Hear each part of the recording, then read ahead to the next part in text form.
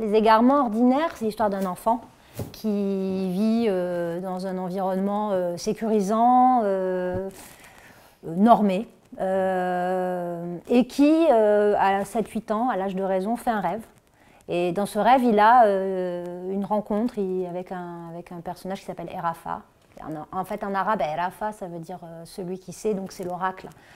Et l'oracle le nomme, lui dit tu t'appelles Insen, l'humain insensé.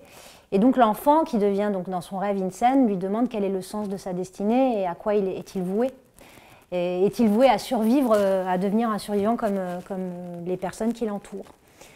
Et du coup, l'oracle l'invite à entamer un chemin que cet enfant, le lendemain, donc au réveil, décide de prendre. Donc l'enfant disparaît, laisse une lettre à ses parents. Et durant son errance, il va rencontrer 6 personnages qui vont l'amener tour à tour à découvrir des choses sur lui-même et sur ce qui gouverne son existence. L'enfant observe l'obscurité du vivant. Il va se laisser immobiliser et observe méticuleusement sa mortuaire destinée. C'est une épopée, c'est une sorte de questionnement sur la vibration de vie, en fait. Sur qu'est-ce qui fait de nous un être vibrant, un être vivant. C'est une réflexion sur la question aussi de ce qui nous amène à faire des choix et en quoi ces choix vont nous menotter. Du coup, ça pose beaucoup de questions sur la question du risque, sur la question de la sauvagerie. Ouais. Et du coup, ça va chercher quelque chose autour de ces désirs qui nous hantent. Peut-être ce qu'on peut dire, c'est qu'on part au départ de cette histoire de l'enfant, et puis qu'est-ce qui va se passer concrètement pour le public, c'est qu'il va suivre en fait les traces de cet enfant. Et donc il va être invoqué dans ce rituel, il va être à la trace, à suivre cette trace-là, et donc il va repasser par les étapes de ce qu'ont passé cet enfant. Et ce rituel, il est basé sur le plein et le vide, sur le plein de la rencontre et le vide de l'errance, de la recherche, de ce moment où on doit se détacher de quelque chose pour pouvoir avancer. Vertige du trajet. Rejeté, ramassé, tapis, abattu. Rejeté, ramassé, tapis, abattu. Rejeté, ramassé, tapis, abattu. L'idée, c'est d'amener à la rencontre de cet enfant et des personnages qui ont chacun dans la société, qui pourraient être considérés comme... c'est un peu ce que moi j'ai appelé la figure du loser et la figure du winner. Il y en a un qui a perdu sa terre, il y en a un qui a perdu l'horizon, il y en a une, elle est complètement... elle perd sa présence. Donc en fait, le premier c'est l'oiseau, la patrie des l'oiseau, le deuxième c'est le détenu, la troisième c'est la récitante. Le quatrième, c'est le rôdeur. Le rôdeur, c'est celui qu'on a déplacé. Donc, à nouveau, il est dans une absence. Lui, il ne reste que son odeur. Après, tu as la vieille et le pigeon. La vieille et le pigeon, elle a un rapport à la mémoire, à son corps. Elle est en train de se fissurer, quoi. Voilà. Et le 6e personnage, c'est la sirène. Et la sirène qui, elle, va venir entraîner l'enfant dans l'abysse et qui va lui permettre d'aller plonger, rencontrer la bête. Voilà. Et du coup, chacun de ces personnages, la particularité, est inspiré d'une mythologie. Et puis d'autre part, il y a eu des rencontres. Sur la Patride, j'ai travaillé avec des demandeurs d'asile et des jeunes agriculteurs. Sur le détenu, je vais travailler, alors j'ai commencé à écrire le texte, mais je vais avoir aussi une rencontre avec des SDF et des détenus.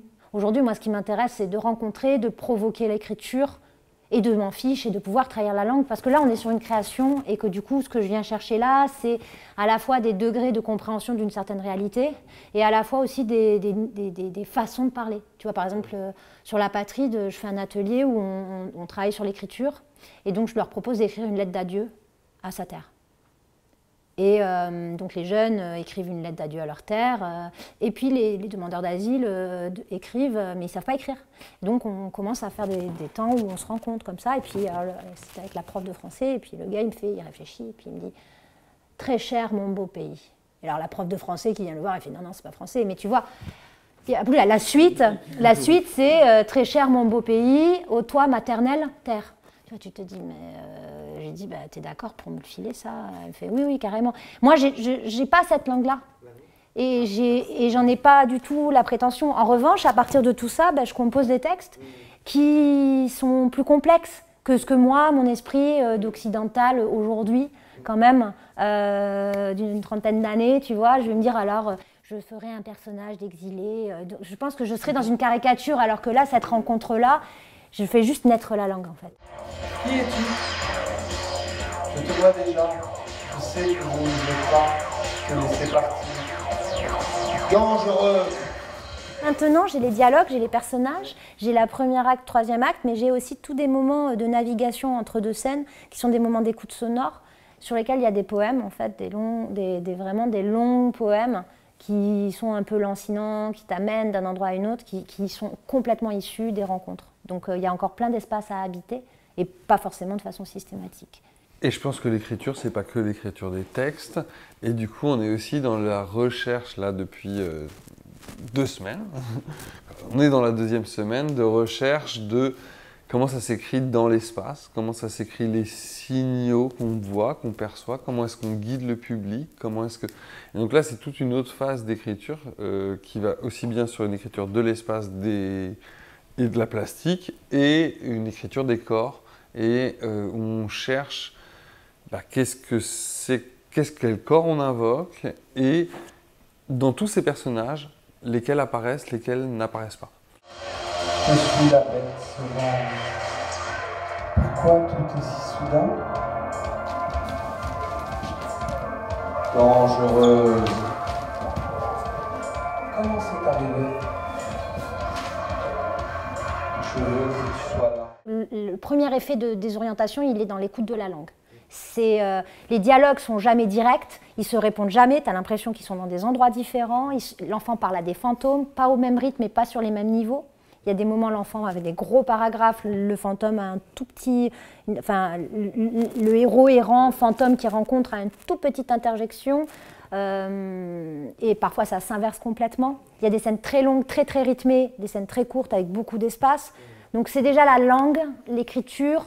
Et puis ça, c'est la première chose. Deuxièmement, dans le dispositif lui-même, tel qu'on l'a pensé pour l'instant, on a envie qu'il s'implante dans un quartier en dehors un quartier un peu périphérique, dans la nuit, qu'il n'y ait pas beaucoup de monde, que ce soit pour une petite jauge. Donc pour l'instant, on se dit, tu vois, c'est 3 groupes de 40 personnes, donc c'est pour 120 personnes le soir. Après, ce qui m'intéresse, c'est comment est-ce que ça arrive dans le quartier. C'est-à-dire que, pour l'instant, là où j'en suis, je me dis, tu vois, idéalement, on ne parle pas de réalisabilité, hein, mais pourtant, juste dans l'idée de comment est-ce que ça s'inscrit, est-ce que dans ce quartier-là, il n'y a pas d'abord des apparitions, tu vois, un peu wanted, quoi. C'est-à-dire, il y a cet enfant, moi j'ai cette... Alors, tous les autres me disent, mais Zineb, c'est abominable. Enfin, c'est un spectacle un peu sombre et lugubre, hein. C'est des histoires de morts vivants, tout ça, hein, quand même.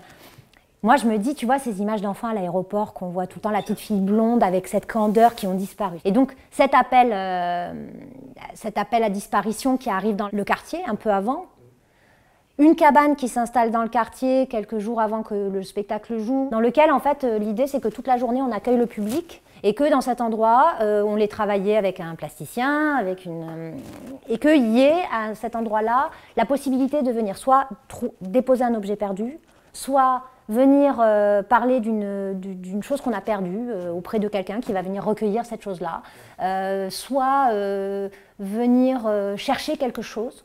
Tu vois, l'idée, c'est un peu un endroit comme ça, une sorte de... Et que ça s'accumule, en fait, une sorte de cabinet de curiosité. Petit à petit, en fait, tu as cette cabane-là autour de cette disparition de cette personne-là.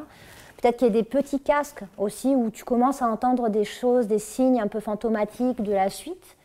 Puis le temps du spectacle. Mais tu vois peut-être une apparition progressive du récit dans un endroit. Le combat a déjà commencé.